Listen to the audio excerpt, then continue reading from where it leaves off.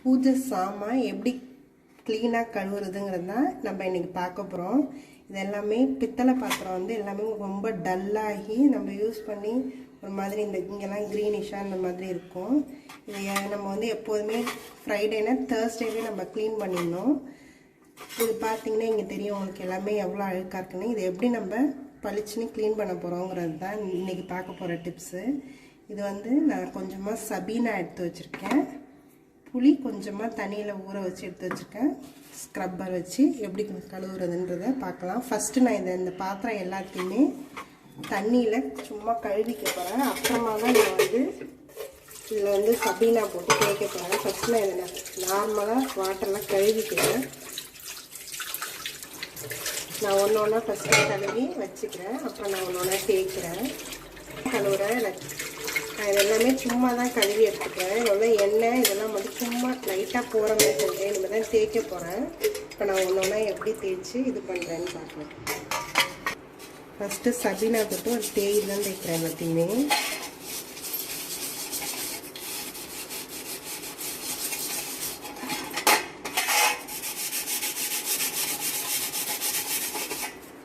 இது மாதிரி நம்ம ஒன்றையும் நல்லா பின்னாடி சைடில் எல்லாத்தையும் தேய்ச்சி இது பண்ணிக்கிறோம்.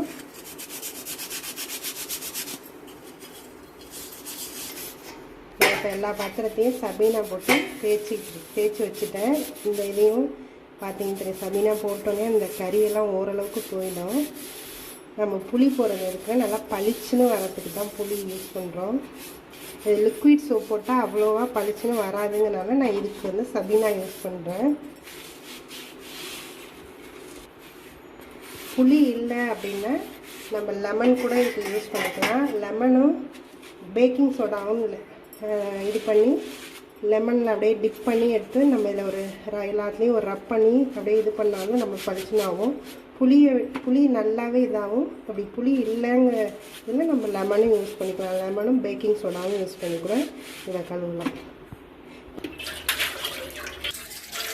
இப்போ ஓரளவுக்கு நம்மளுக்கு கொஞ்சம் இதுவாக வந்துச்சு. இன்னும் நம்ம புளி போட்டோன்னு பார்த்தீங்கன்னா தெரியும் நல்லா பளிச்சுன்னு இருக்கும். இப்போ இது எல்லாமே நம்ம கழுவிட்டோம். இப்போ இதில் வந்து நான் புளியை நல்லா எல்லா இடத்துலையும் படுற மாதிரி அப்ளை பண்ணுறேன்.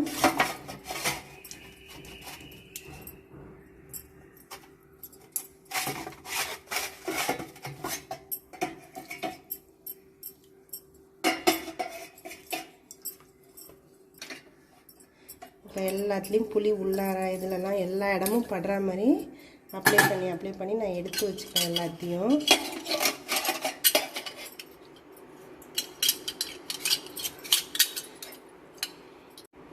இது எல்லாமே ஒரு 5 மினிட்ஸ் இந்த புளி தண்ணியில் இருக்கட்டும். அப்புறமா நம்ம அதை கழுவும்னா அப்படியே பளிச்சுன்னு இப்போ இருக்கிறதுக்கும் நீங்கள் கழுவுன பிறகு பாருங்கள் இது எவ்வளோ டிஃப்ரென்ஸ் இருக்குன்னு.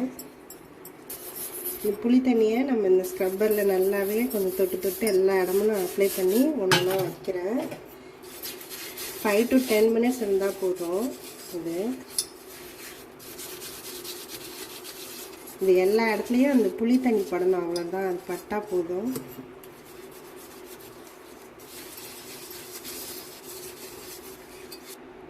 இப்போ இது நல்லா எல்லாமே 10 நிமிஷம் ஊறிடுச்சு. நான் எல்லாத்தையுமே கழுவிக்கிறேன்.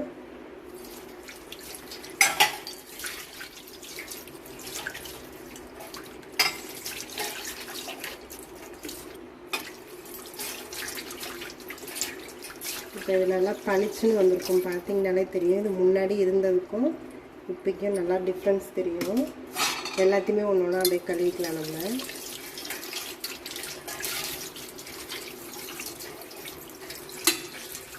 இப்போ நல்லா எல்லா அழுக்கும் போய் நல்லா பளிச்சுன்னு இந்த புளி போட்டோன்னா எப்படி பளிச்சுன்னு இருக்குன்னு பார்த்தோன்னே உங்களுக்கு தெரியும். முன்னாடிக்கு உள்ளதுக்கும் இந்த இதுக்கும் டிஃப்ரென்ஸு. எல்லாத்தையுமே ஒன்று ஒன்றா கழுவி நம்ம எடுத்துடலாம்.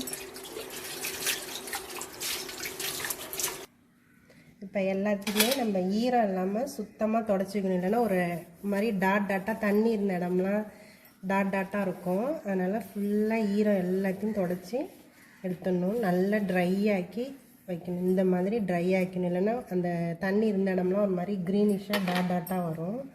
ஃபுல்லாக தண்ணியாக தொடச்சி எடுத்துருங்க கழுவுன பிறகு. இப்போ இது எல்லாத்தையுமே நம்ம ஈரம் எல்லாத்தையும் தொடச்சி சுத்தமாக வச்சாச்சு. இப்போ இதில் எல்லாத்துலேயும் நம்ம பொட்டு வச்சு எப்படி டெக்கரேட் பண்ணி நம்ம எப்போதும் போல் பூஜை நமக்கு எடுத்துகிட்டு போயிடலாம். இப்போ இது எல்லாத்துலேயுமே நம்ம பொட்டு வச்சாச்சு, மஞ்சள் வச்சு பொட்டு வச்சாச்சு. நான் எல்லாத்துலேயுமே ஒத்தப்படையில் தான் வைப்பேன், அதாவது ஆட் நம்பர்ஸில் வர மாதிரி தான் வைக்கணும். 5 3 இதில் தான் வச்சுருப்பேன். இப்போ எல்லாமே புளி போட்டு விளக்கணுன்னா முன்னாடிக்கு நல்லா பளிச்சுன்னு இருக்கும். பாருங்கள், இது எல்லாமே இதே மாதிரி நீங்களும் உங்களோட பூஜை பாத்திரத்தை புளி வச்சு விளக்கலாம், இல்லைன்னா லெமனும் பேக்கிங் சோடா யூஸ் பண்ணி கூட விளக்கலாம். இது உங்களுக்கு யூஸ்ஃபுல்லாக இருந்திருக்குன்னு நான் நம்புகிறேன். என்னோடய வீடியோஸ் உங்களுக்கு பிடிச்சிருந்தா லைக் பண்ணுங்கள், ஷேர் பண்ணுங்கள், சப்ஸ்கிரைப் பண்ணுங்கள். தேங்க்ஸ் ஃபார் வாட்சிங்.